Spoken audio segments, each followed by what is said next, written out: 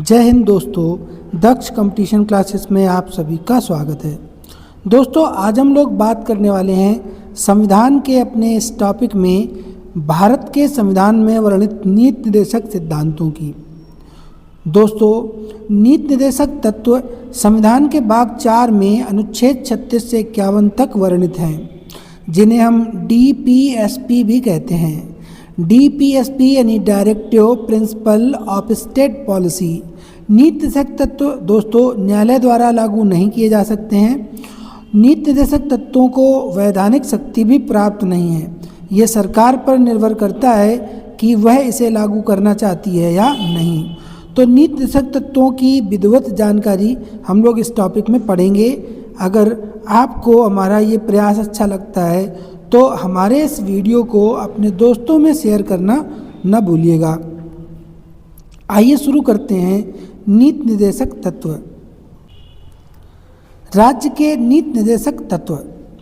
भारत के संविधान में कल्याणकारी राज्य की स्थापना करने के लिए नीति निर्देशक तत्वों का समावेश किया गया है।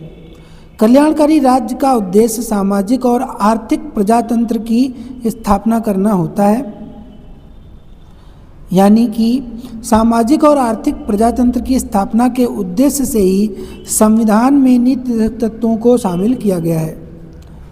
दोस्तों, नीति निर्देशक तत्व कहाँ से लिए गए हैं? तो नीति निर्देशक तत्व को भारत के संविधान में आयरलैंड के संविधान से लिया गया है। परीक्षा के दृष्टिकोण से नीति निर्देशक तत्व से संबंधित काफ़ी सारे प्रश्न पूछे जाते हैं, तो आप इस पूरी पोस्ट को ध्यान से जरूर पढ़ें। दोस्तों, नीति निर्देशक तत्वों का वर्गीकरण 3 प्रकार से किया गया है। नंबर 1 समाजवादी सिद्धांत, नंबर 2 गांधीवादी सिद्धांत और नंबर 3 बौद्धिक सिद्धांतों पर यह आधारित है। नीति निर्देशक तत्व से संबंधित अनुच्छेदों की अगर बात करी जाए तो संविधान में इनके लिए 36 से 51 तक अनुच्छेद वर्णित किए गए हैं। सबसे पहले हम लोग बात करेंगे अनुच्छेद 36 की। अनुच्छेद 36 के तहत राज्य की परिभाषा तय की गई है, जिसमें राज्य का अर्थ है कानून बनाने वाली कार्यपालिका यानी संसद, विधानसभा, स्थानीय स्तर पर शासन करने वाले ग्राम पंचायत का।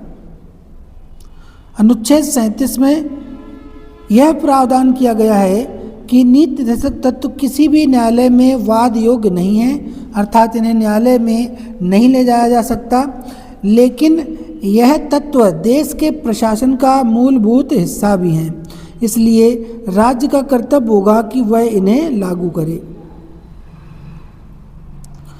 अनुच्छेद 38 में कहा गया है दोस्तों, अनुच्छेद 38 के तहत यह प्रावधान किया गया है कि लोक कल्याण की वृद्धि के लिए राज्य सरकार ऐसी व्यवस्था करेगा जिसमें सभी नागरिकों को सामाजिक, आर्थिक और राजनीतिक न्याय मिले।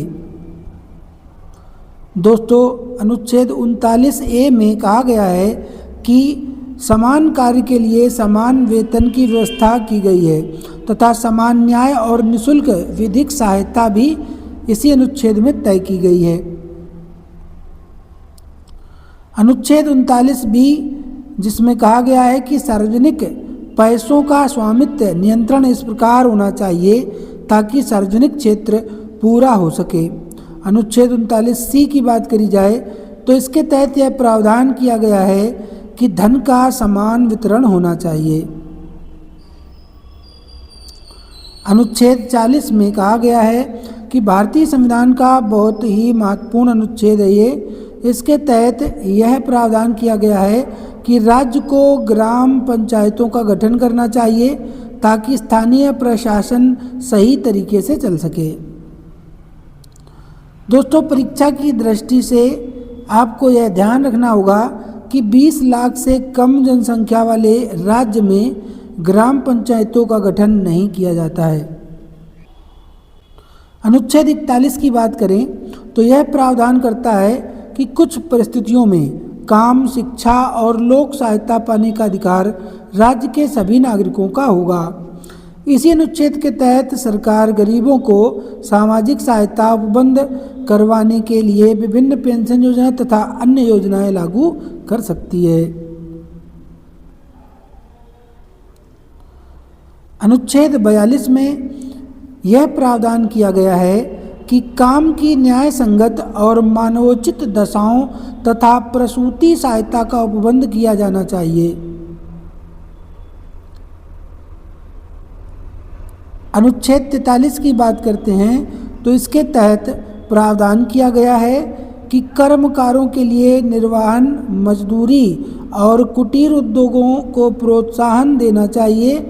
अनुच्छेद 43A कहता है कि उद्योगों के प्रबंधन में श्रमिकों की भागीदारी तय की जानी चाहिए।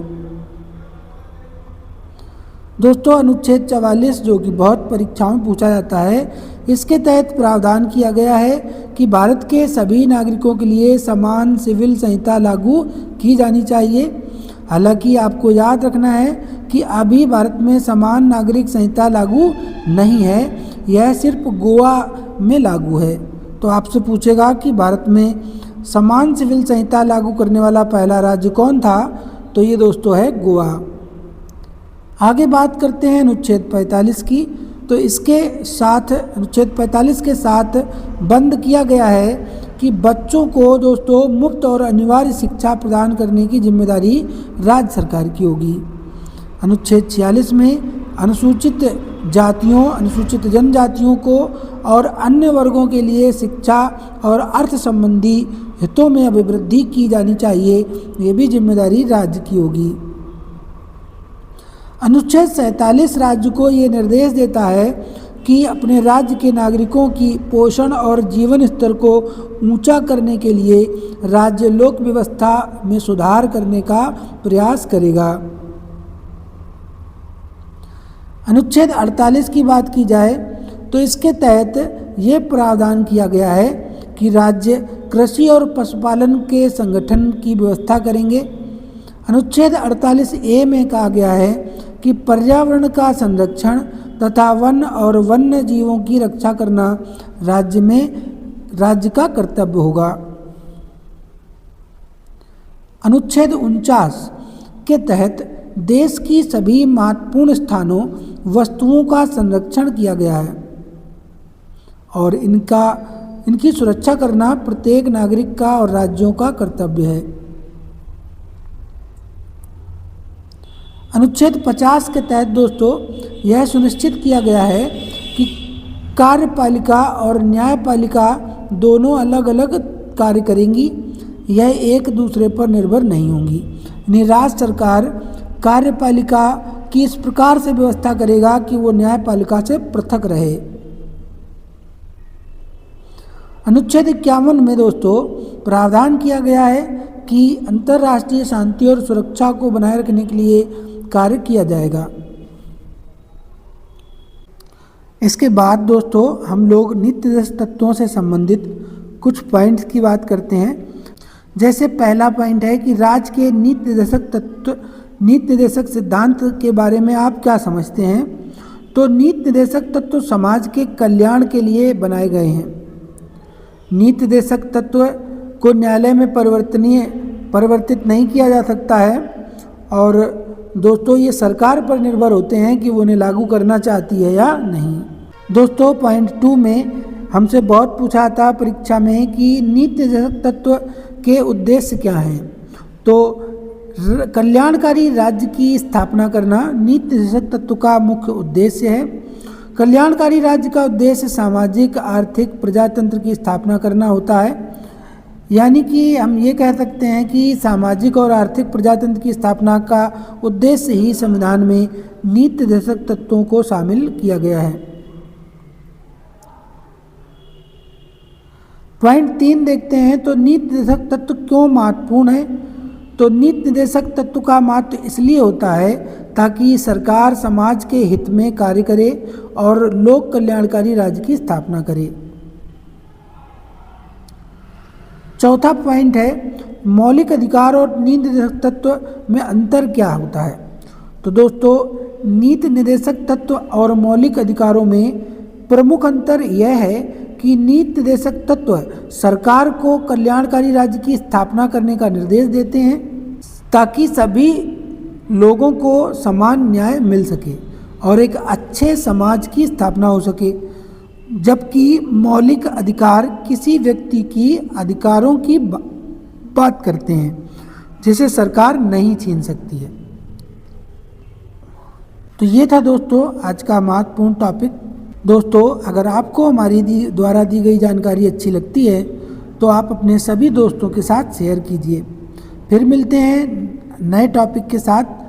जय हिंद, जय भारत।